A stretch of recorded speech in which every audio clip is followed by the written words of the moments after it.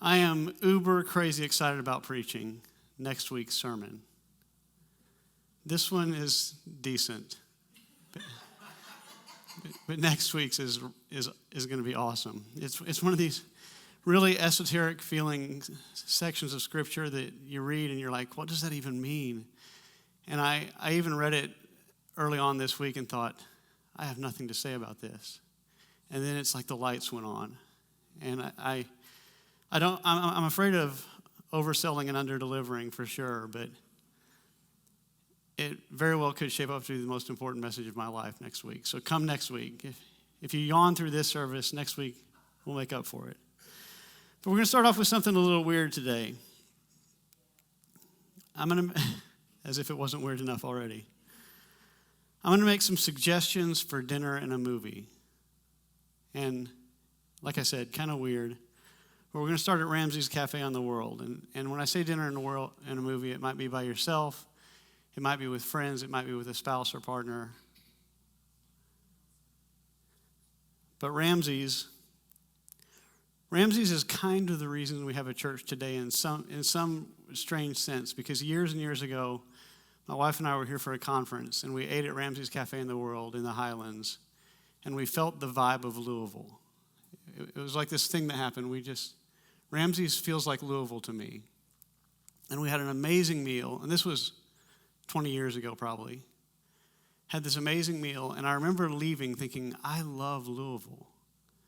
And so when this moment happened when I was at a conference and I had this conversation, this dialogue with Jesus about starting a church, it's like Louisville was the obvious place. It was like this spot that had been in my head for a long time in a great sense, because of this meal at Ramsey's. And so when we decided to plant a church, we didn't contemplate any place else. It was Louisville or bust. Ramsey's has done our catering for our Christmas dinner, and most of you have had the crispy petal salad by now. That's the person that has had it. Roasted Brussels sprout petals, lima beans, goat cheese crumbles, and it's got this almond fig cookie thing. I don't eat sugar, but I eat this salad. It's like the one thing throughout the year that I'll eat. And then it's got crispy onions and olive oil and balsamic glaze, and it's just chef's kiss. And you follow that with their salmon sinesta, which is blackened salmon with a sun-dried tomato cream sauce over mashed potatoes and grilled vegetables. Thank you. I'm glad somebody feels me. I'm telling you, it's good stuff, and I endorse it highly. I can't believe I'm going to say this, but I want to offer my 100% personal guarantee on these dishes. If you go there and you don't like it, I 100% personally guarantee something is wrong with you.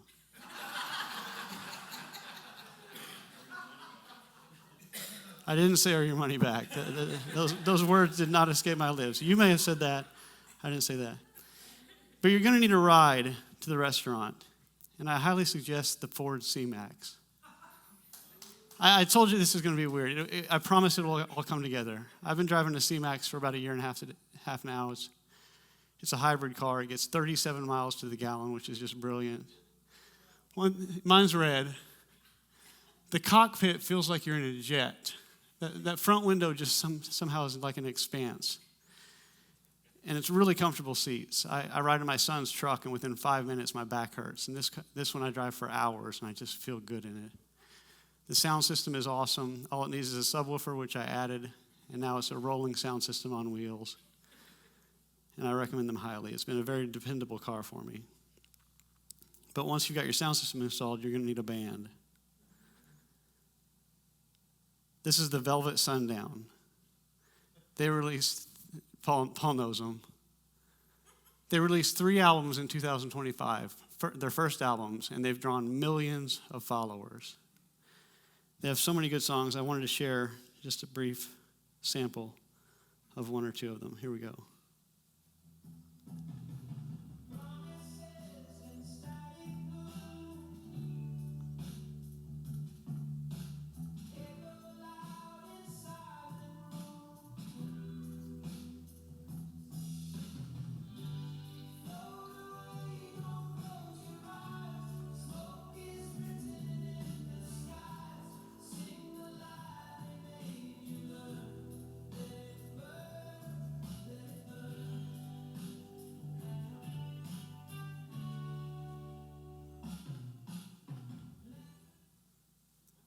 It may not be your thing, but it's totally my thing. And you may want a little bit more rock and roll, so we're going to share one more song real quick from them. Here we go. I know this is weird, but it'll make sense.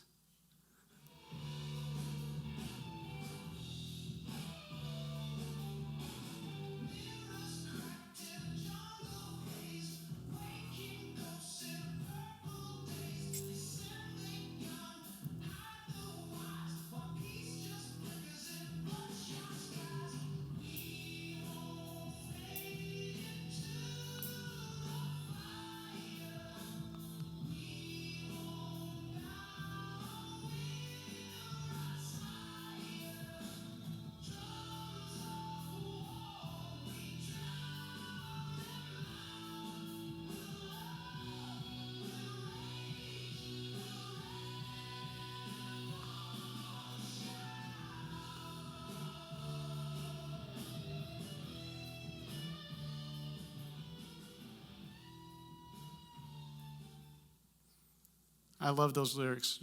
Drums of war, we drown them out with love, with rage, with rebel shout.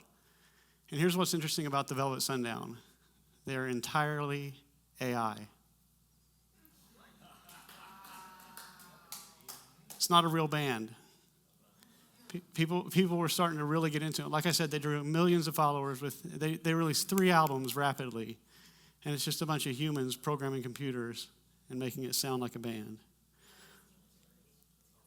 Paul's been doing some AI music that is just stellar. I was going to play some of his stuff for you, but I'll let him release that on his own time. But it's just ridiculous what he's able to do with his lyrics and his ideas and his concepts, throwing it into a computer and making it happen. So you've had a good meal. You've been on a nice ride with good music. You got to get home and you got to watch a movie.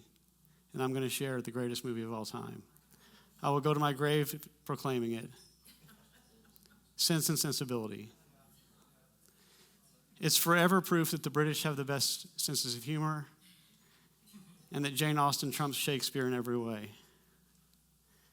It's a story of 2 sisters, one who is very much committed to following her heart and letting her emotions guide her romantic journeys, and the other who's very convinced that sensibility and following her head is the way. And they both experience great pain. And I won't tell you about the end, but it's achy and funny and amazing in every way. The cast is stellar. It's Emma Thompson, Kate Winslet, and Hugh Grant. And it features Alan Rickman and Hugh Laurie, so you know it's good.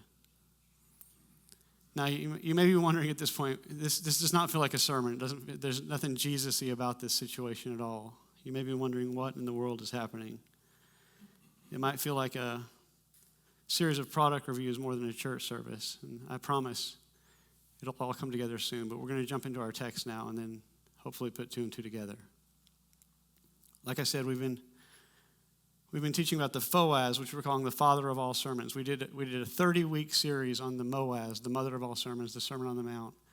Now we're 10 weeks into the FOAS, the father of all sermons, which is the Last Supper discourse of Jesus. This is where Jesus connected with his friends for a last meal before his crucifixion, and he washed their feet and talked about Judas's betrayal, talked about Peter denying him, but then he kind of preaches a sermon. It's a mix of it, like a discourse and a sermon, and we're going through it step by step. And last week we arrived at this passage in John 15:26.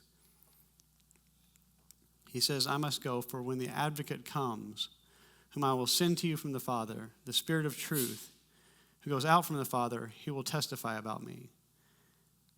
I'm going to offer a good candy bar for anybody who can tell me the Greek word for that advocate. I heard a lot of answers. It is parakletos. It's a virtual candy bar, just for the record. It's AI. Too many people knew the answer. I'm shocked. Like, people actually listen? What in the world is going on here? But it comes from 2 words, para and kaleo, which means alongside call. And we talked about how Jesus basically said, you're all going to get this friend this helper that's going to come alongside you. And we compared it to Samwise Gamgee from The Lord of the Rings. Sam traveled with Frodo and ate with him and laughed with him and fed him and defended him and watched over him and refused to leave him, and at one point carried him at the climax of the entire series. He was an advocate, helper, encourager, teacher, comforter, and protector. And so Jesus says, I'm out, but don't worry, I'm not going to leave you alone. This friend, this personal Samwise Gamgee, this comforter, this protector, this defender, this advocate, this helper is going to come alongside you. It also turns out that this Spirit is a spirit of life, wisdom, power, grace, revelation, and adoption are the things we talked about last week. But what we didn't talk about is part B of that passage. So we talked about the Parakletos coming, the one called alongside you coming, to walk with you. What we didn't talk about is the last part of that verse, which says what that Parakletos will do once they arrive. So we go back to it. It says, the Spirit of truth who goes out from the Father, what does it say he will do? He will testify about me. And then in verse 26, so I wanted to get to next week's sermon so bad that I almost skipped this. I just really did. But there's something like in me that said, you can't skip it, you got to do it. And so here we are. But there's one verse that acts as a bridge to the next part. And it says this, it says, you also must testify, for you have been with me from the beginning. So it says this Parakletos, this friend that comes alongside you will testify, and you also must testify. There's other versions of it. It says, when the Helper comes, whom I will send to you from the Father, the Spirit of truth, he will bear witness about me. This is a different translation. And it says, you also will bear witness. So in one translation, we have the word testify in both verses. In another translation, we have the words bear witness. As many of you know at this point, I wrote a book called God's Greatest Passion back in the day. And the subtitle was Every Christian Everywhere Sharing Jesus. And this idea of testifying and witnessing kind of is a summation of the entirety of the book. It's this idea that every Christian everywhere was supposed to be testifying about Jesus and witnessing about Jesus. And for many, many years, I had this idea about what those words meant. And over the last decade or so, I've come to the conclusion that I was off and wrong about what they meant. I used to think to testify was like to share your testimony. And we used to literally train people going on mission trips to share their testimony. And the testimony, there was a structure that they were intended to follow. And we would even train them to write their testimony out following a pattern. And the pattern went like this. I was a sinner. I was bad. I saw my need for a Savior. I asked Jesus into my life. Jesus came into my life. And now I get to go to heaven instead of going to hell. Was kind of the gist of it. It was the pattern that we followed. And everybody's story was different, but we would literally write out this pattern and say, shape your story to this pattern. And so when I heard the word testify, that's what I thought it meant. And when I heard the word witness, I thought about the video that we saw, that video that we showed just a minute ago. It said 90 seconds to share the gospel, which is a hard thing to do in my opinion. But it was this idea that you tell that story. Adam and Eve fell, people became bad, people became depraved and wicked. They deserved punishment. Jesus came to take that punishment on their behalf, and now they get to go to heaven instead of hell. And I think there's some truth baked into those ways of interpreting those words, but I feel like they really missed the mark. And so we're gonna dive into that word. You'll be shocked to find out that we're going to go into the Greek.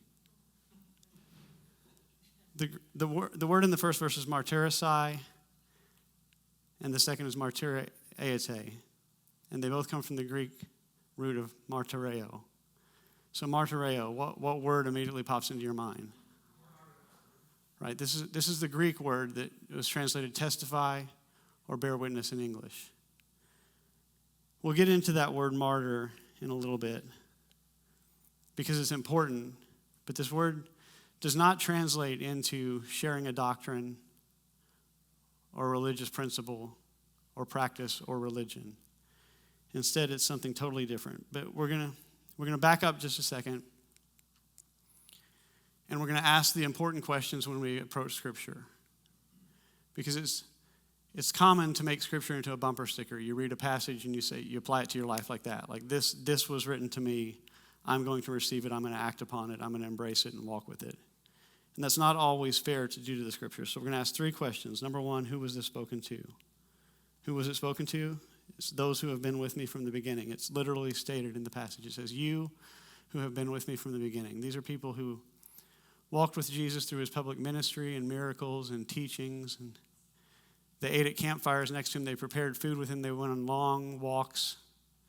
They witnessed his arguments. They witnessed his friendships. They knew Jesus. And he uses this word martyreo to those people. He says, you will do this thing, this martyr thing, because you've been with me from the beginning, because you know me. And that's going to be really important in a minute. But then we have to ask the question, how would they have processed it? We already talked about the parakletos. And then now we know that the parakletos will do this martyr thing, this martyrio. And they would have received that. They would have said, okay, a friend is coming who is going to do this thing, which we'll define in just a minute. And we are to do the thing too. Whatever that thing is, which is what they would have to interpret. And they would have interpreted martyrio as this: to bear witness, to give testimony, which are common English translations. But listen to this: commend, speak well of, vouch for, or give evidence for. So what you find in this word is 2 basic ideas. The first is experience. It's something you have seen, tasted, smelled, touched. You've experienced it. And then secondly, you commend it. You endorse it. So it kind of can be summed up fairly in personal observation or experience joined with endorsement. So you'll notice the vibe of that definition is a little bit different from Adam and Eve sinned, mankind was turned wicked, mankind deserved punishment. Do you see it's not formulaic. It's I saw something, I experienced something, and I want to talk about it. So that's where we get into Ramsey's. I love the salmon sinesta, thus I share it with you. I love the crispy petal salad. I like my Ford C-Max. It doesn't mean it's a car for everybody, but it's something that I've experienced that I would endorse, so I talk about it. That's kind of what that word means. And so it starts with experience for us. So the next question then, of course, is what can we draw from this? And it brings me to the kind of the thesis of my sermon, which is it makes sense that our lives would endorse Jesus. I love the salmon sinesta, thus I talk about it. I like the velvet sundown, thus I tell you about it.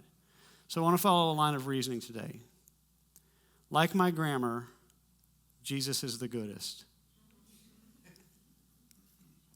This is where the martyr connection comes in, because this thing that we're reviewing, we become living Yelp reviews for Jesus. It's kind of the idea of this whole sermon, is that is what we become. When we fall in love with Jesus, when we see who he was, when we see what he offered, what he's done for us, it becomes a natural overflow of our lives. And so that's where the martyr comes in. It's this thing is so good, so big, so grand, so magnanimous, that it's worth all of our effort to share it with the world. It buries salmon sinesta.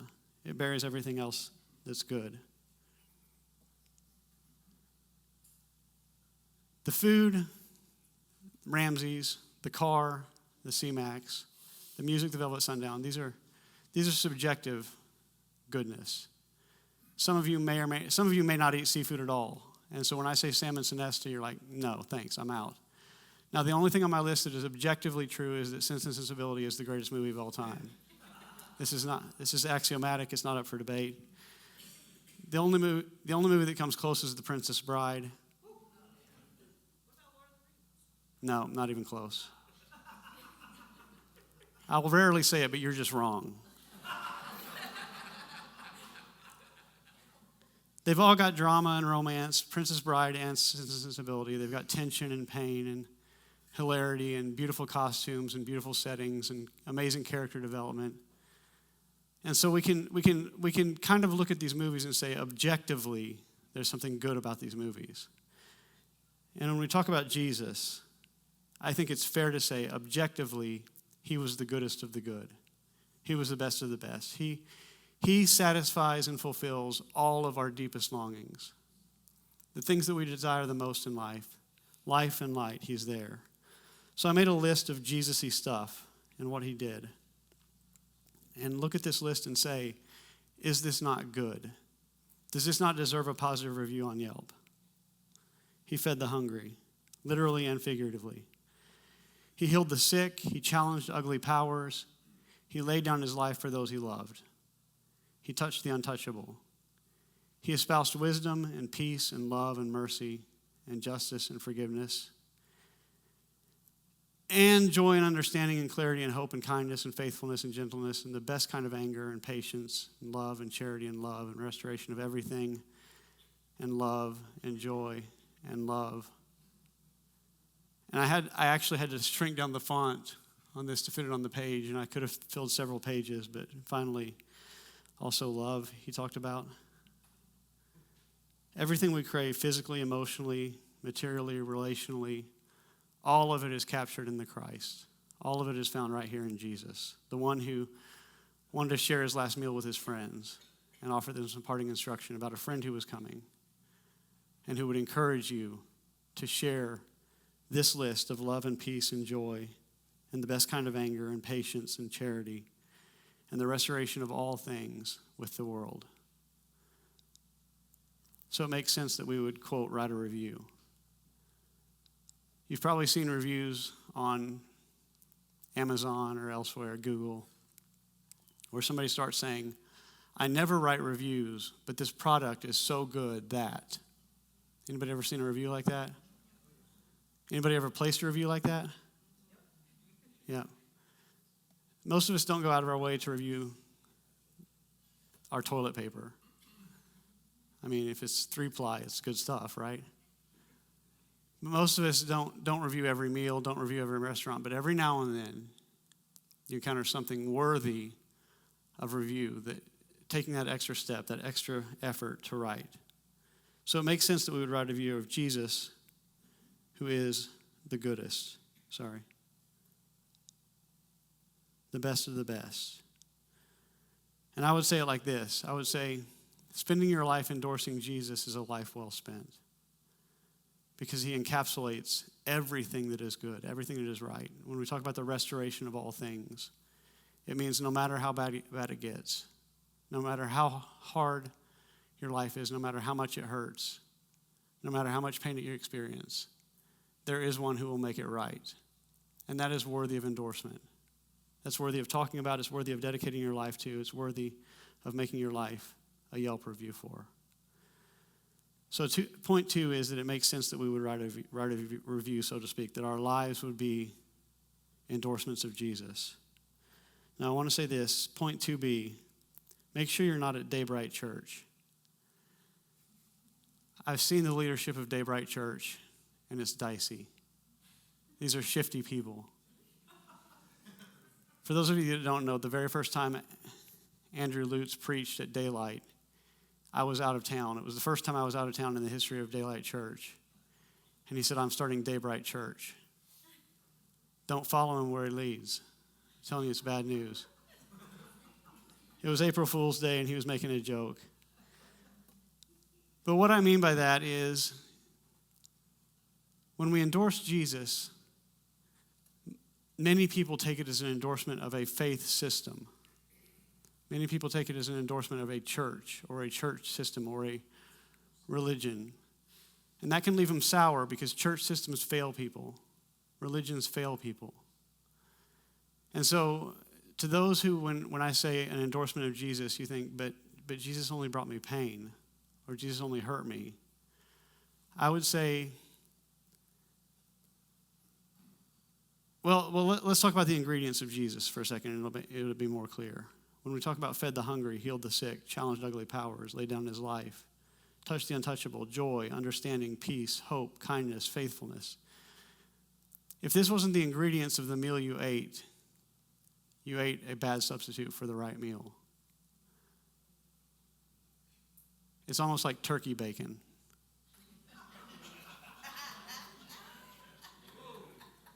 Nothing more needs to be said about that.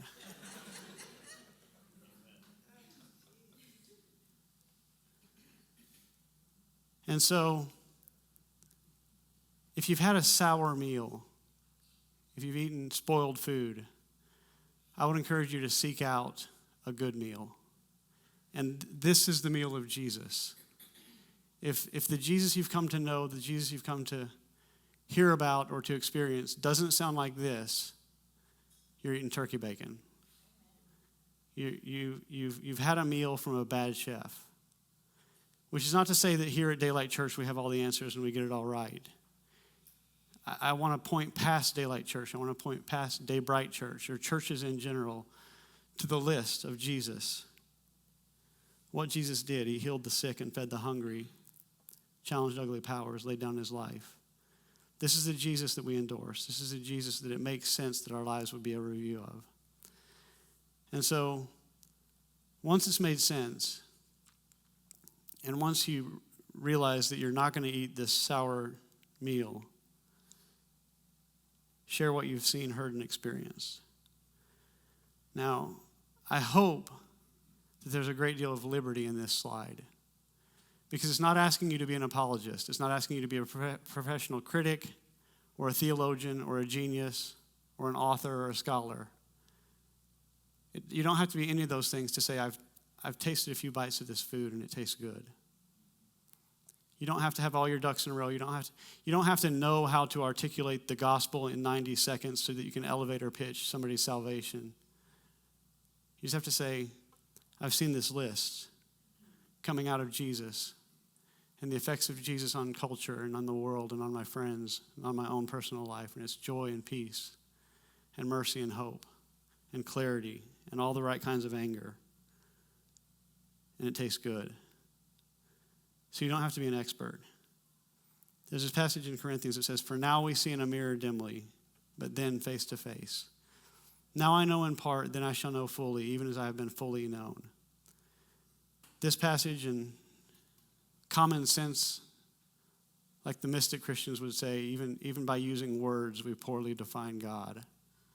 God is so much bigger than anything we could ever explain or understand. We only see through a glass dimly, but this day will come when we see face to face. We see more. We see the expanse.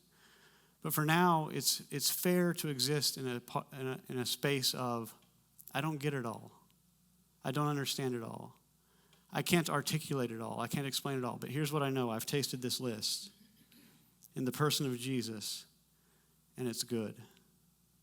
The psalmist said, taste and see that the Lord is good. Which is not to say you don't get to know Ramsey at Ramsey's Cafe or find out the recipe to the food so you can make it yourself. Or it's not to say that you don't introduce yourself to the band or learn how a hybrid engine works to fully enjoy a C-Max. It's not to say that you don't study theology or you don't understand the system or you don't dive in deep. It's just to say you don't have to do any of those things to say, I've tasted it and it tastes good. To share what you know, how you know it, what you've experienced with the world around you. Does anybody know who Jesus said was the best human? He said it specifically. John the Baptist. He said, of those born among women, there is no one greater than John the Baptist. And this is what John the Baptist had to say. It's the same word, martyrio. It's martyres in this one, if I remember correctly. It says John the Baptist came as one of these things, these people who endorse, to testify concerning that light, so that through him all might believe. He himself was not the light, he came only as a witness to the light. Later on, after Jesus' baptism, John, who was Jesus' cousin, they lived in separate areas of Judea. They probably didn't interact very often. But he grew up. You have to ask questions like, how hard is it to convince your cousin that you're God?